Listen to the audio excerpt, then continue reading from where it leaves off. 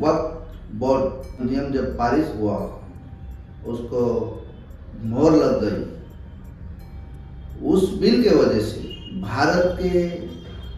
मुसलमानों में बड़ा आक्रोश दिखाई दे रहा है, लेकिन सब मुसलमानों में नहीं, चंद मुसलमानों में इसका आक्रोश दिखाई दे रहा है और वो मजहबी रंग देते हुए देश में अराजकता फैलाने की कोशिश कर रहे हैं। मैं सभी मुसलमानों से ये निवेदन करता हूँ कि जो कानून पारित हो गया है, जिसके कुछ नियम बदले हैं, उसको ठीक से पढ़िए, क्योंकि वो वक्फ बोर्ड के जो कानून आपका पारित हुआ है उसमें से कमाया हुआ धन किसी हिंदू को नहीं मिल रहा है, हमें नहीं मिल रहा है। वो जो धन है उसकी जो कमाई आएगी, जिसका जो हिसाब किताब है, वो आप भी के लोगों के साथ ही उसका बंटवारा होगा। हिंदू उसमें भागीदार नहीं है,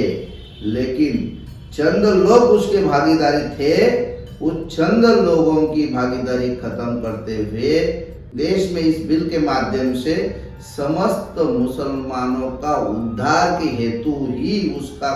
काम किया गया है। ये सोचने की बात है, क्योंकि आप लोग तो मुसलमान कह के हम एक ही कहते हैं,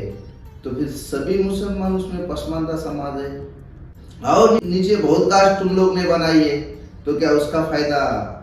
उन लोग को नहीं मिलना चाहिए क्या? भारत सरकार की मुफ्त रोटी अगर राशन तुमको चाहिए है, तो जो तुमने जमीन लेके रखा है उसमें से भी कुछ आके तुमको ही तुम्हारा ही फायदा होने वाला है।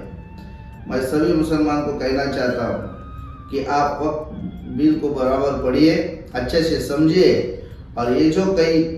उत्पात मचा रहे हो इसको तुरंत रोक दिया जाए, क्योंकि ये मानवता के खिलाफ है।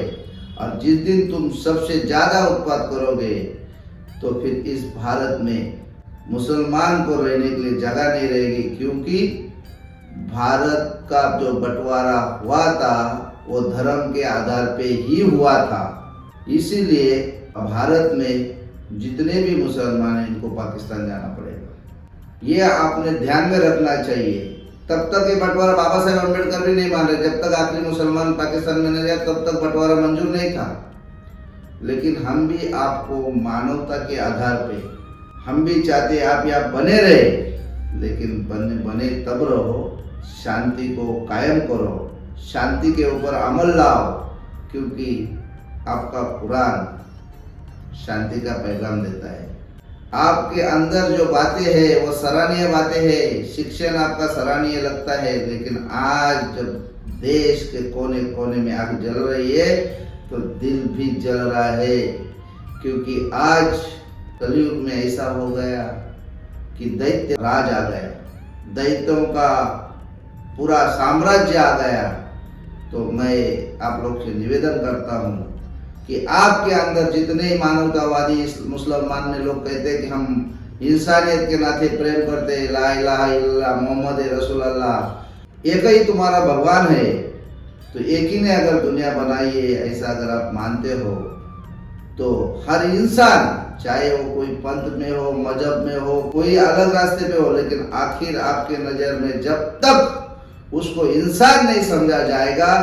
तब तक आप खुदा के नाम पर ये जो अराजकता कर रहे हो, खुदा भी तुम्हें कभी माफ नहीं करेगा। आज पश्चिम बंगाल जल रहा है, जहाँ का हिंदू त्राही त्राही हो रहा है, उनको सब ढकने के लिए जगह नहीं है। तुम कुछ लोग घेर के उसको अगर पलायन के लिए मजबूर कर रहे हैं, तो आप भी याद रखो, समस्त हिंदू जब जागरूक हो जाएगा ना, तो आपको भी पलायन करने को जगह नहीं रहेगी। इसलिए हम सब मानवतावादी हैं और सब लोग मानव कल्याण के हेतु, मुसलमान एरिया के अंदर अगर हिंदू है तो उस हिंदू की हिफाजत करना उस मुसलमान का कर्तव्य है, और हिंदू के मोहल्ले में अगर कोई मुसलमान है तो उसकी भी जिम्मेदारी, उसका भी संरक्षण देना उस हिंदू को भी जरूरी है, क्योंकि हम मानवतावादी और मानव सेवा ही ईश्वर सेवा है। हम ये कहना चाहते हैं समस्त